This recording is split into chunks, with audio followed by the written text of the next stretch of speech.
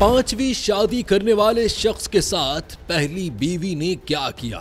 4 शादियां करने के बाद एक शख्स ने खुद को कुंवारा बताकर पांचवी शादी की तो उसकी पहली बीवी ने मौके पर पहुंचकर तकरीब को मैदाने जंग बना दिया। ये वाकया भारत के एक गांव सनपुर में पेश आया। यहाँ 4 शादियां करने वाले एक शख्स ने खुद को कुंवारा जाहिर करके पांचवी शादी की, लेकिन पहली बीवी ने मौके पर पहुंचकर शादी की तकरीब को मैदाने जंग बना दिया। भारतीय मीडिया के मुताबिक एक शख्स अंजना गांव का रिहायशी बताया जाता है और पहले से 4 शादियां कर चुका था। उसने खुद को कुंवारा जाहिर करके एक लड़की को अपने प्यार के जाल में फंसाया और फिर गांव के मौलवी से निकाह भी पढ़वा लिया, लेकिन उसके बाद उसकी 4 शादियों का राज फाश हो गया।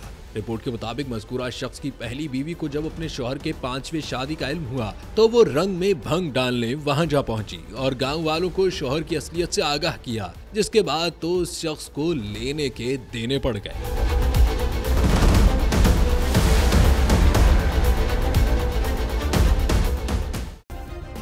सब्सक्राइब करें और बेल दबाएं ताकि कोई खबर रह न जाए।